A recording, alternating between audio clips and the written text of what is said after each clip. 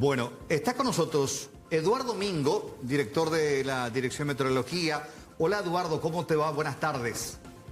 Muy buenas tardes, cordial saludo Carlos, Juan Carlos, Judith, a las órdenes. Bueno, tratar de entender con el lenguaje meteorológico, técnico, pero hablando de manera didáctica, ¿qué fue lo que pasó en la zona de Embocayatú? Estas imágenes que habrás visto también, que parecía un tornado, algo negro, nuboso, y que dejó toda esta situación, incluso un fallecido, Eduardo. Contanos. Sí, correcto. Bueno, voy a romper el ámbito técnico para poder ser bien explícito. Quiero hacer una analogía con una licuadora. Si nosotros cargamos agua en la licuadora y la licuadora voy a ponerle que tengo 5 teclas, o sea, 5 velocidades. Cuando enciendo la licuadora, ese fluido que se llama agua empieza a girar producto de esa cuchilla que tengo ahí abajo. Y eso es lo más didáctico que puedo presentar ahora para entender lo que es el embudo que baja de esa nube de tormenta que se llama tornado. Entonces, si nosotros vamos apretando los siguientes botones, aumenta la velocidad de esa cuchilla, le doy más energía, aumenta la velocidad de la cuchilla, entonces ese embudo se hace cada vez más sostenido y pueden ver que la velocidad evidentemente también aumenta. Entonces, ¿qué es lo que sucedió este fin de semana? Y es muy importante aclarar en ese punto que estabas comentando, ¿verdad? En la zona de Embocayatú, con esa visualización del embudo de la licuadora, vamos a ponerle así ahora un poco más didácticamente, se produjo específicamente en ese punto y se desplazó unos minutos sobre esa área. En otras partes del país sucedió lo mismo, pero sin la licuadora, sin el embudo. O sea, no hace falta que exista el embudo, que aparezca el embudo para que los daños puedan presentarse por efecto de esa nube de tormenta. Entonces, vamos otra vez a lo nuestro. Se juntaron varias nubes de tormenta. Esas nubes de tormenta lo que hacen es generar un sistema convectivo, se le llama, ¿verdad? Y voy más a lo técnico. Ese sistema después predispone a la atmósfera que en algún momento aparezca algo que se llama supercélula o supercelda, que es nuestra licuadora, vamos a decir. Y esa licuadora puede aparecer en cualquier parte de esa supercelda. ¿Y qué es lo que hace? Se dieron cuenta de que el destrozo, el impacto es circular, porque gira como loco esa cuchilla, ese ventilador, y entonces empieza a destruir a su paso en una trayectoria, pero con una tendencia circular. ¿Por qué tengo que explicar eso en principio? Porque hay otro evento similar que sucedió en otros puntos del territorio nacional el mismo sábado. Los ventarrones que alcanzaron 90 y hasta 100 kilómetros por hora fuera de esa área de influencia que se llama corriente descendente del cumulonimbus. Es la misma nube de tormenta, pero voy a ser un poco grosero. Es como que escupe el aire que viene de 12, 15 kilómetros arriba, golpea la superficie y después se desplaza también como una especie de topadora, que es algo muy parecido, pero evidentemente no es igual. Entonces, para resumir, la condición del fin de semana fue un tornado con el impacto que se evalúa, solamente el impacto para poder inducir. No tenemos estaciones meteorológicas cerca y si hubiéramos tenido, capaz que volaba todo, ¿verdad? Normalmente la escala Fujita, habrán escuchado hablar, sí, empieza en la F0 y va hasta la F5. ¿Qué pasa aquí con la velocidad? En todo caso, evaluando el impacto que tuvo, estamos hablando de que se estima una velocidad de entre 180 a 200 kilómetros por hora, la velocidad que alcanzó ese embudo o ese tornado, el viento alrededor del mismo. Bueno, realmente 200 kilómetros deja cualquier tipo de destrucción hecha todo a su paso. Y yo venía acá explicándoles, pero así con un conocimiento de un neófito, de que nos damos cuenta de que lo que usa este tornado es una franja por la que va cubriendo y va destruyendo todo a su paso, Eduardo.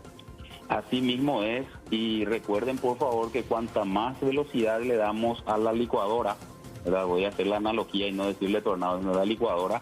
Evidentemente tenemos dos condiciones. Y así voy a hacer no solamente analogía, sino un poco de historia. En 1926, un tornado devastó la ciudad de Encarnación y con toda la literatura que quedó, o sea, los datos que quedaron en algún escrito, se habla de que este tuvo categoría F5, que eso prácticamente podemos hablar de 500 kilómetros por hora al viento, ¿verdad? Devastó la ciudad.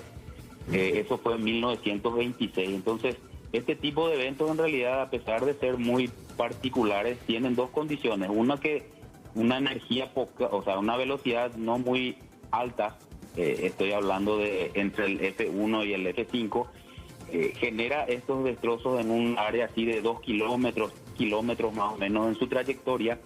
Pero recuerden que cuanto más intensidad puede ir tomando, incluso más área, y evidentemente el impacto puede ser mayor, ¿verdad? En un área más importante y con un tiempo de duración mayor. También habrán visto la película de esta tornado en algún momento, justamente ahí hablaban de un F5, sí, ya casi al final de la película. Entonces, a tener en cuenta, por favor, de que este tipo de eventos siempre existió.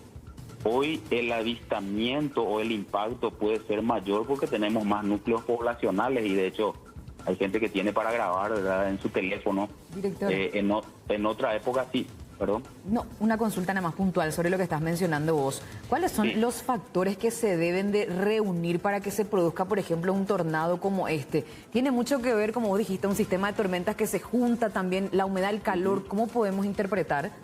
Correcto, excelente. Bien, en líneas generales estuve hablando con otros medios sobre una bolsa caliente que prácticamente se quedó estacionada sobre nuestra región semanas atrás y que dio temperaturas máximas que superaron incluso históricos. Sí. Esa misma bolsa o esa bolsa ahora similar está nuevamente sobre nuestra región, Bolivia, Brasil, Paraguay, norte de Argentina, sur de Brasil, sobre todo incluso Uruguay.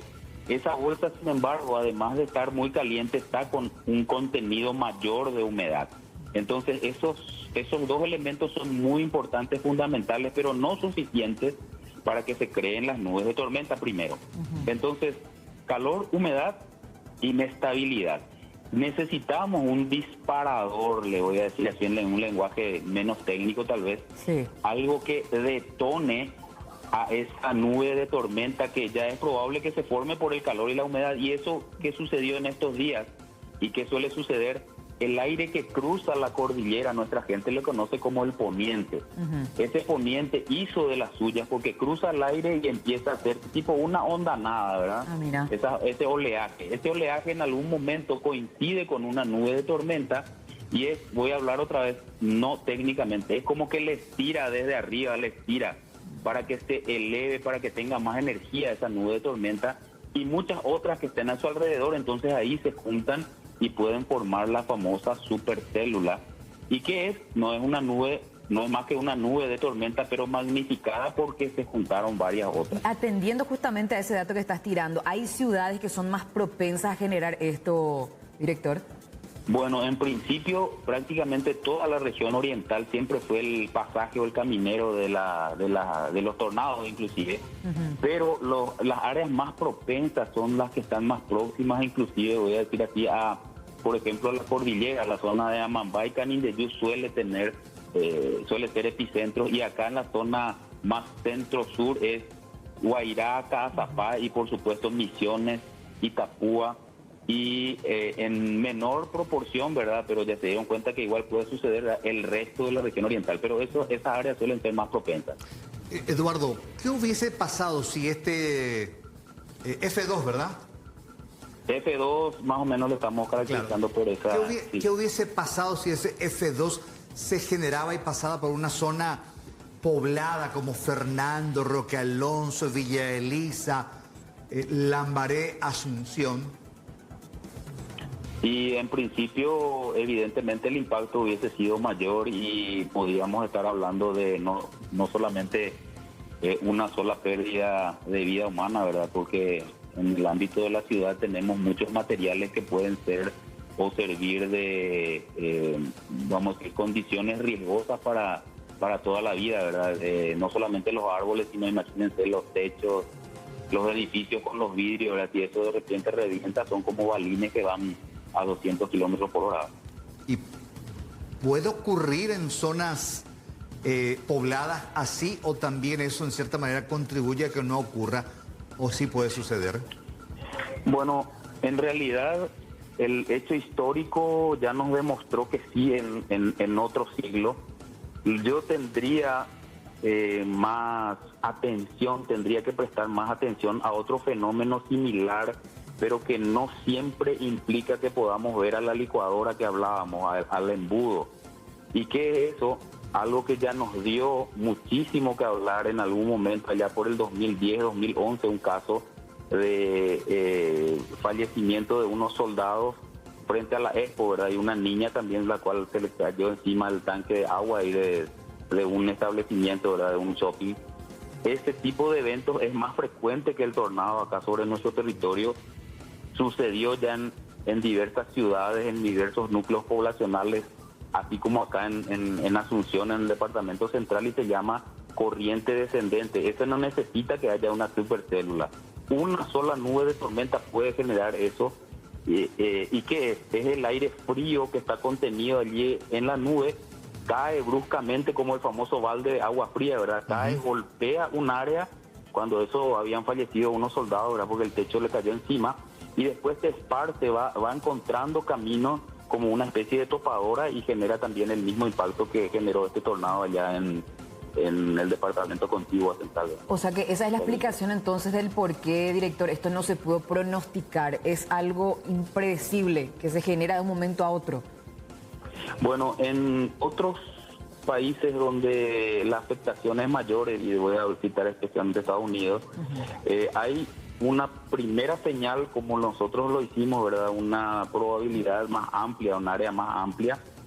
Después de que se establezca que esa probabilidad es muy alta, voy a decir aquí, por ejemplo, centro y sur de la región oriental, o el estado de Oklahoma, allá, ahí se activan protocolos de contingencia, que son, por ejemplo, un grupo táctico que tiene consigo un vehículo, como mínimo, ¿verdad? Un vehículo con un radar meteorológico móvil, y por lo menos unos 5 o 6 vehículos que tienen estaciones automáticas sobre sí, y van a hacer una vigilancia ya más particular para poder dar media hora antes a veces, o 40 minutos antes, la posibilidad de que la licuadora se encienda en un área específica. Y ahí hago otra vez la analogía, ¿verdad? Hablan ellos de los counties o de los condados, que son, creo que barrios más o menos, una división de la ciudad es en los condados, y eso se puede hacer. Y ahí hablo, insisto, de entre 30 a 40 minutos antes se puede prever una posible área donde baja el embudo. Una vez que baja el embudo, por supuesto, se le puede seguir más o menos la trayectoria. Es muy complicado, pero hay que estar ahí más próximo. Bueno, Eduardo, súper didáctico. Igual no sé si nos explicaste, pero también al mismo tiempo nos dejaste más asustados, ¿eh? Porque, no, el tema es que puede seguir ocurriendo, las condiciones están dadas, está allí nada más. Y uno no puede saber. Y no tenemos el recurso de Oklahoma, ¿verdad? Claro, ni cuándo ni dónde. Sí. Claro, que son las dos preguntas aquí en escenarios de esta naturaleza. Sí. ¿Cuándo ni dónde? Ni tenemos la estructura tampoco para cuidarnos. En los Estados Unidos, donde dice justamente Eduardo, tienen los sótanos, acá no. Sí. Exacto. Gracias, Juan Carlos, por ese dato, por esa acotación, porque eso es muy importante. El Estado puede de repente dar todas las condiciones para hacer esa alerta temprana. De hecho, igual ahora podemos, por ejemplo, invertir también acá, pero el otro lado, el ciudadano, el que recibe la información, tiene que tener una mentalidad también de prevención, pero tienen que haber estructuras para eso. Y ahí lo que decía Juan Carlos es importante: no vas a atajar ese tornado, pero sí podés tener un sistema donde resguardar a tu gente, ¿verdad? Que puede ser ese tipo de condiciones. O sea, tenemos que ir pensando. Ahí está. Te interrumpo rápidamente, con esto nos despedimos con una cuestión de tiempo. Ya el paraguayo tiene que ir pensando que estos eventos naturales o de estas características pueden ir repitiéndose, y pensar en un futuro no muy lejano de buscar sistemas de protección ante eventos de la naturaleza similares a lo que ocurrió el fin de semana, Eduardo? Así mismo, eso es lo ideal, que sea algo conjunto, ¿verdad? Que tengamos un buen sistema de alerta temprana, pero también un buen sistema de respuesta de la gente. Eduardo, gracias, un abrazo. Gracias a ustedes, a las órdenes. Hasta luego. Reitero. Hay que empezar a pensar en el sótano, entonces. Bueno, ¿qué hacemos, Ana? Más información. No, ya en instante más noticias, ¿sí?